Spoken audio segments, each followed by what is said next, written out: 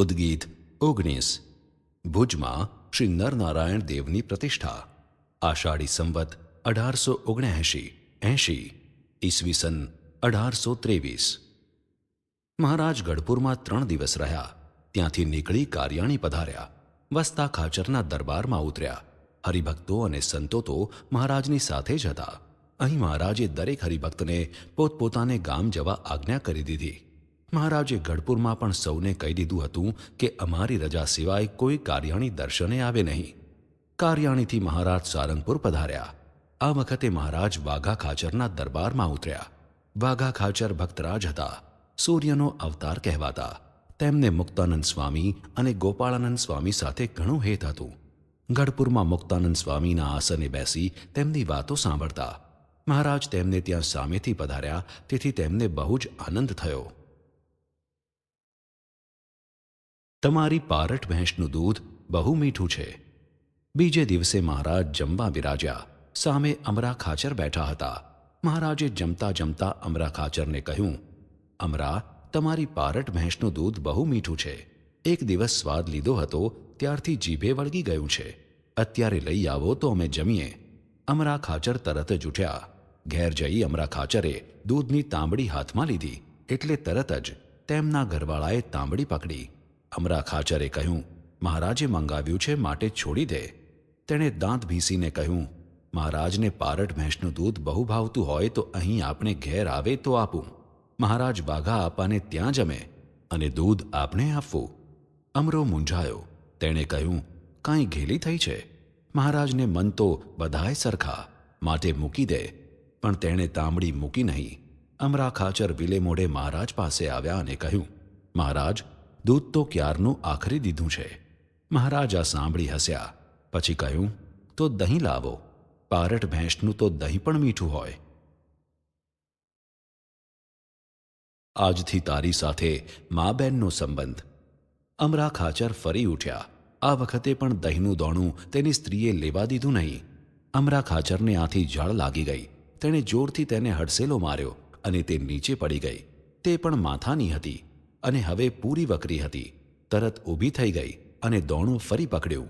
અમરા ખાચરે કહ્યું, હું જાત ઉપર જઈશ તો કાંઈનું કાંઈ કરી બેસીશ, માટે સમજી જા. પરંતુ તેણે દોણું ન જ છોડ્યું. અમરા ખાચરે કહ્યું, જા, આજથી તારી સાથે હવે મા બેનનો જ સંબંધ. એમ કહીને તે વાઘા ખાચરને ત્યાં આવ્યા. મહારાજે પૂછ્યું, અમરા, કેમ થયું?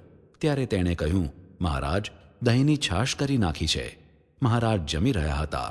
હાથ ધોતા ધોતા બોલ્યા કે દહીં પણ નથી કર્યું અને છાશ પણ નથી કરી, પરંતુ અમારે જે તમારી પાસે કરાવવું હતું તે કરાવી લીધું. આ સાંભળી વાઘા ખાચરના પત્નીએ પૂછ્યું, મહારાજ, આપને શું કરાવવું હતું? મહારાજે કહ્યું, અમરા ખાચરે તેની સ્ત્રીને મા બેન કરી દીધી છે. સંસારનો તેની સાથેનો સંબંધ હવે પૂરો થયો, પણ આજથી ત્રીજે દિવસે તેને સત્સંગીની કન્યા લાવીને પરણાવીશ. અમરા ખાચર સમજી ગયા. તેને તો ઘરનું દુઃખ હતું જ. સત્સંગમાં વિક્ષેપ ન થાય તે સારું સહન કરી રહ્યા હતા. મહારાજને તે ગમતું ન હતું. મહારાજે તેને સત્સંગીની કન્યા પરણાવી. અમરા ખાચર સુખિયા થઈ ગયા. અમને ઝટ સંતાડી દ્યો. મહારાજ જીવા ખાચરના દરબારમાં પધાર્યા. અહીં રાત્રે એકાએક મહારાજે જીવા ખાચરને કહ્યું, બાપુ, વડોદરાનું દીવાન અમને પકડવા આવે છે, માટે અમને ઝટ સંતાડી દ્યો. જીવા ખાચર મૂંઝાયા, પણ તરત જ ઉઠ્યા અને મહારાજને કહ્યું, મહારાજ, ઓરડામાં સંતાઈ જાઓ. મહારાજ ઓરડાની અંદર ગયા. અંદરથી બારણું બંધ કરવા જતા હતા, પણ અંદર બારણાને સાંકળ જ ન હતી. મહારાજે કહ્યું, બાપુ, આ બારણાને તો હડસેલા મારે કે તરત ઉઘડી જાય. અંદરથી વાસવા માટે સાંકળ જ નથી. હમણાં ને હમણાં લુહારને બોલાવી સાંકળ જડાવી દો. જીવા ખાચરે તરત જ લુહારને ઉઠાડ્યો. સાંકળ અને નકૂચો લઈને તે આવ્યો. અંદર સાંકળ જડી દીધી. મહારાજે અંદરથી બારણું વાસી દીધું. થોડી વારે મહારાજ બહાર નીકળ્યા.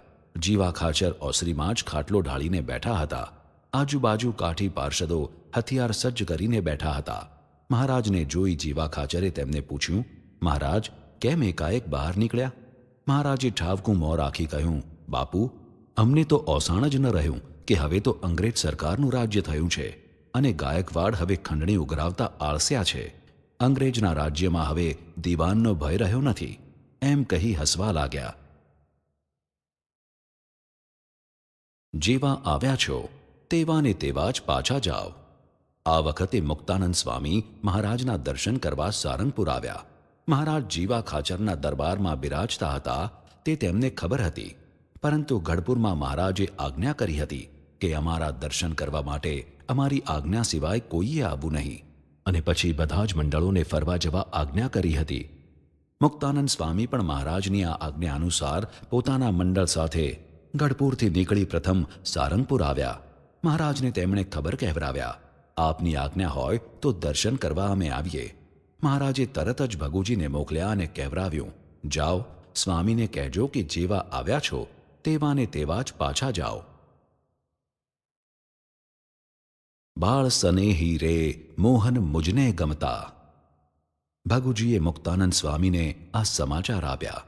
દેશાંતરમાં ફરવા જવાનું છે, તેથી ફરી ક્યારે મહારાજના દર્શન થશે તે વિચારથી સ્વામી ઉદાસ થઈ ગયા. તેમણે ભગુજીને કહ્યું, ભલે, મહારાજની જેવી મરજી. એમ કહીને તેમણે ફરી કહ્યું, તમે થોડું રોકાવ તો હું મહારાજને સંદેશો લખી આપું, તે લેતા જાઓ. ભગુજી જાણતા હતા કે મુક્તાનંદ સ્વામી જેવા મોટા સદ્ગુરુને મહારાજ કાંઈ કારણ સિવાય દર્શને આવવાની ના ન કહે. તેમણે હાથ જોડી કહ્યું, ભલે સ્વામી, આપ સંદેશો લખી આપો, હું મહારાજને તે પહોંચાડીશ, અને મહારાજ જે કહેશે તે સમાચાર પણ અહીં આવીને આપને કહી જઈશ.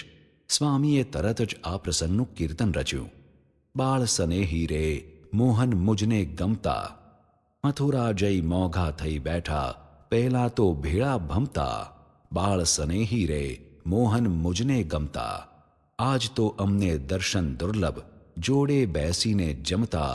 બાળ સનેહી રે મોહન મુજને ગમતા, બાઈ અણતેડ્યા વાંસે આવીને રસ્યો રંગભર રમતા.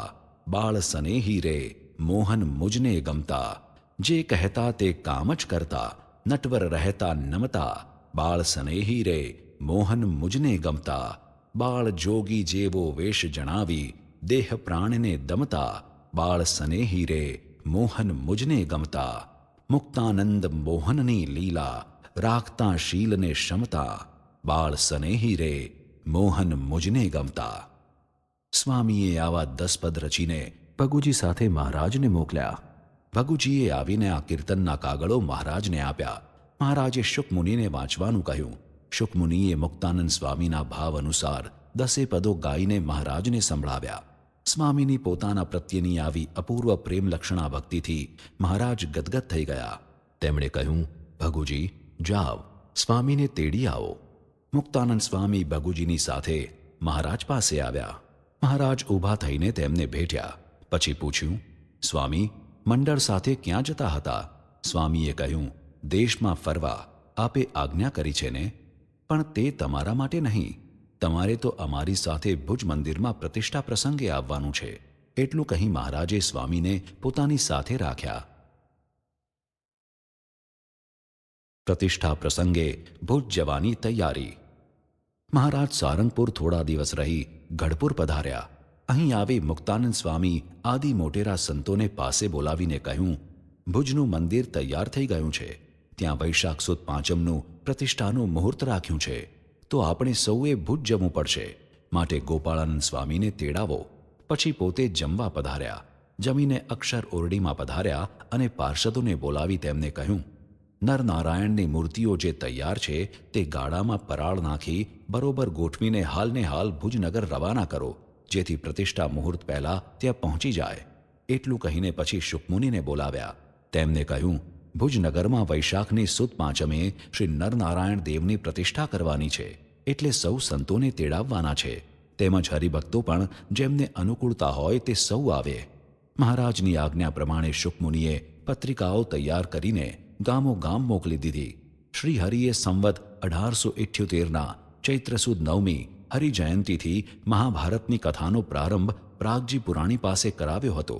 તે કથા પરિપૂર્ણ સાંભળી લેવાય તેથી મહારાજ પ્રાગજી પુરાણીને પોતાની સાથે જ રાખતા અને અવકાશની સમયે કથા વંચાવતા. ગઢપુરમાં સમગ્ર ભારત શ્રી હરિએ સંવત 1879ની દ્વિતીય ચૈત્ર સુદ 9મી હરિજયંતીના શુભ દિવસે પૂરું શ્રવણ કરી લીધું. પૂર્ણાહુતિને દિવસે બ્રહ્મભોજન કરાવ્યું. દ્વિતીય ચૈત્ર સુદ પૂર્ણિમાના દિવસે ભુજનગરથી પ્રતિષ્ઠા માટે પધારવાનો સંદેશો લઈ દૂત આવ્યો. ભુજ જવું પડશે, માટે ગોપાળાનંદ સ્વામીને જલ્દી તેડાવો, મહારાજે કહ્યું. ગોપાળાનંદ સ્વામી તેમના મંડળ સાથે ગઢપુર આવી ગયા. મહારાજ તેમની જ રાહ જોતા હતા. ગોપાળાનંદ સ્વામી પધાર્યા એટલે મહારાજે ગઢપુરથી ભુજનગર જવાની તૈયારી કરી. મયારામ ભટ્ટને બોલાવી મુહૂર્ત પૂછ્યું. તેમણે પ્રયાણ કરવાનું મુહૂર્ત ચૈત્રવદ બીજનું આપ્યું. મહારાજ તે દિવસે વહેલી સવારે ઉઠ્યા. નિત્યવિધિથી પરવારી તૈયાર થઈ ગયા. દાદા ખાચરને બોલાવ્યા. તેમને કહ્યું, તમારે તો અહીં જ રહેવાનું છે. પછી પોતાની સાથે સંત મંડળો તેમજ 125 શસ્ત્રસજ્જ કાઠી અસવારો અને 500 પાર્ષદો લઈને મહારાજે પ્રયાણની તૈયારી કરી. ગાડાં, રથ, વેલ્ય, માફા વગેરે જોડાવ્યા. જેને જેમ ઘટે તેમ વાહનોમાં બેસાડ્યા. પોતે માણકીઓ પર સવાર થયા. બે બાજુ બ્રહ્મચારીઓ ચામર ઢોળતા હતા. એક પાર્ષદે મહારાજને માથે સોનાના ઈંડાવાળું છત્ર ધર્યું હતું. આગળ ઢોલ, ત્રાસા, શરણાઈ તથા અન્ય વાજિંત્રો વાગતા હતા. એ પ્રમાણે વાજતે ગાજતે મહારાજપુર બહાર પધાર્યા. અહીં સૌને ઊભા રાખ્યાને કહ્યું, જેઓ ભુજનગર આવવાના હોય તે અમારી સાથે આવે, બીજા સૌ અહીંથી પાછા વળે. જે સંતો હરિભક્તો મહારાજની સાથે જવાના ન હતા તે બધા મહારાજને દંડવત કરી ત્યાંથી જ પાછા વળ્યા. મહારાજ માંડવધાર પધાર્યા. ત્યાંના હરિભક્ત ગોવા પટેલને ઘેર ઉતારો કર્યો. ત્યાં સંઘને જમાડ્યો. ત્યાંના હરિભક્તોને પણ મહારાજે આમંત્રણ આપ્યું. જેને ભુજનગર પ્રતિષ્ઠા ઉત્સવ ઉપર આવવું હોય તે સૌ અમારી સાથે આવે. એ પ્રમાણે સૌને આમંત્રણ આપી મહારાજ જે તેમના સંઘમાં જોડાયા તે બધા સંઘને સાથે લઈને ચાલ્યા. રસ્તામાં કોઈ ગામમાં રાત રહે તો કોઈ ગામમાં બપોરા કરે. એમ કરતાં રણ ઉતરીને ભચાઉ, ધામડકા, ધાણેટી થઈને ભુજ પધાર્યા. મહારાજ ભુજનગરમાં પધારે છે. મહારાજ ભુજમાં પધાર્યા છે તે સમાચાર મળતા સુંદરજીભાઈ, હીરજીભાઈ, ગંગારામ મલ તથા તેના ભાઈઓ અને અન્ય હરિભક્તો મહારાજનું સ્વાગત કરવા સામા ગયા. ભુજના રાવ શ્રી દેશળજીએ પણ રાજ્યની સેના મોકલી. મહારાજના સૌને દર્શન થયા. લગભગ 11 વર્ષ પછી મહારાજ કચ્છમાં પધાર્યા. 11 વર્ષના વિયોગનો આટલો લાંબો સમય કેવળ મહારાજની મૂર્તિની સ્મૃતિમાં જ વિતાવી કચ્છના હરિભક્તો જીવન જીવી રહ્યા હતા. તેમને માટે આ દર્શન, આ દિવ્ય પ્રસંગ એ એક અતિ આનંદનું પર્વ હતું. તે ભાવ તેમની આંખોમાંથી સરી પડતા હર્ષાશ્રુમાં જણાતો હતો. મહારાજને સૌએ પુષ્પહાર પહેરાવી દંડવત કર્યા, ચરણ સ્પર્શ કર્યા. મહારાજે હરિભક્તોને બાહુપાશમાં સમાવી તેમના અંતર ઠારી દીધા. આટલા વર્ષોના વિયોગનો તાપ આ એક જ ક્ષણના દર્શનથી શમી ગયો. આનંદોત્સવમાં સૌ મગ્ન બની ગયા. મહારાજના અંતરમાં તો અમારું સ્થાન દ્રઢ છે. મહારાજ સૌને મળ્યા, સૌના કુશળ પૂછ્યા. 11 વર્ષના લાંબા ગાળા પછી પણ સૌ હરિભક્તોના કુટુંબીજનો, તેમના બાળકો બધાયના નામ લઈને મહારાજે સૌને યાદ કર્યા. હરિભક્તોને લાગ્યું કે ભલે મહારાજના પ્રત્યક્ષ દર્શન આપણને નથી, પરંતુ મહારાજના અંતરમાં તો આપણું સ્થાન દ્રઢ છે જ. પછી મહારાજે કહ્યું, હવે સૌ આગળ ચાલો, અમારે મંદિર જોવાની ઉતાવળ છે. સૌથી આગળ ઊંટ ઉપર નોબત વાગતી હતી. તેની પાછળ બંદીજનો નેકી પુકારતા હતા. ત્યાર પછી ઢોલ, શરણાઈઓ, ત્રાંસા તેમજ અન્ય વાજિંત્રોના ઘોષ થતા હતા. પાછળ રાજ્યની પદાતી સેના હતી. સંસ્કૃત ભણતા વિદ્યાર્થી સંતો તથા બ્રહ્મચારીઓ શ્લોક ગાન કરતા હતા. પાછળ સંતો કીર્તન ભક્તિ કરતા ચાલતા હતા. મહારાજ અશ્વ ઉપર બિરાજમાન થયા હતા. તેમના શિર ઉપર સોનેરી ઈંડાએ યુક્ત છત્ર ધર્યું હતું. શ્વેત વસ્ત્રધારી મહારાજના કંઠમાં ફૂલના હાર શોભતા હતા. તેમના દિવ્ય સ્વરૂપની શોભાથી સવારી અલૌકિક શોભતી હતી. ધીરે ધીરે શોભાયાત્રા હીરજીભાઈના ઘર આગળ આવી. અહીં મહારાજ અશ્વ ઉપરથી ઉતરી અક્ષર ઓરડીમાં પોતાના ઉતારામાં પધાર્યા. અન્ય સંતો હરિભક્તો માટે પણ ઉતારાની યોગ્ય વ્યવસ્થા કરી હતી. મહારાજે સૌને કહ્યું, પરમ દિવસે શ્રી નરનારાયણ દેવની પ્રતિષ્ઠા કરવાની છે, માટે કચ્છના ગામે ગામના હરિભક્તો પ્રતિષ્ઠા વિધિના અપૂર્વ મહોત્સવમાં હાજર રહે. એટલામાં સદ્ગુરુ ગોપાળાનંદ સ્વામી પધાર્યા. તેમને જોઈ મહારાજે કહ્યું, સ્વામી, પરમ દિવસે નરનારાયણ દેવની પ્રતિષ્ઠા કરવાની છે, માટે પ્રાગજી દવેને પૂછીને કેટલા બ્રાહ્મણોને વરુણ તરીકે બેસાડવા તે વ્યવસ્થા કરી લેજો. યજ્ઞ અંગેની સંપૂર્ણ વ્યવસ્થા થઈ શકી છે કે નહીં તે પણ તમારે જોઈ લેવાનું. સ્વામીએ મહારાજને પગે લાગી કહ્યું, મહારાજ, આપની આજ્ઞા અનુસાર તમામ વ્યવસ્થા થઈ જશે. મહારાજ નરનારાયણ દેવના સિંહાસન ઉપર બિરાજે છે. થોડી વારે મહારાજ મંદિરે પધાર્યા. મંદિરની કલાત્મક રચના જોઈ મહારાજ પ્રસન્ન થયા. શ્રી નરનારાયણ દેવ માટે સિંહાસન પણ સુંદર બનાવ્યું હતું. ગંગારામ મલ્લે મહારાજનો હાથ પકડીને મહારાજને તે સિંહાસન ઉપર બેસાડ્યા. મંદિરના શિખરો, ઘુમ્મટ, રંગમંડપ બધું જ મહારાજે ખૂબ ધ્યાનથી જોયું. જ્યાં સૂચના દેવી ઘટી ત્યાં સૂચના આપી. કચ્છના હરિભક્તોએ થોડા સમયમાં સુંદર મંદિર તૈયાર કરી દીધું હતું. તેમની કારીગરી જોઈ મહારાજને લાગ્યું કે તેમણે તેમની આંતરિક ભક્તિ આ મંદિર નિર્માણના કાર્યમાં ઠાલવી દીધી છે. વળી સુંદરજીભાઈ તથા હીરજીભાઈનો પણ ઉમંગ ઘણો જ હતો. મંદિરનું કાર્ય કરવામાં રાત દિવસ તેમણે જોયા ન હતા. મહારાજ તેમના ઉપર પ્રસન્ન થઈ ગયા. મહારાજ પછી હીરજીભાઈને ઘેર પોતાને ઉતારે પધાર્યા. પોશાક ઉતારી સ્નાન કર્યું. એટલામાં લાધીમાં તથા માતાજીએ થાળ તૈયાર કરી દીધો. મહારાજ લાધીમાં તથા માતાજી સાથે વાત કરતાં કરતાં જમ્યા. પછી ચડું કરીને જળપાન કર્યું. મુખવાસ લઈને ઢોલિયા ઉપર બિરાજ્યા.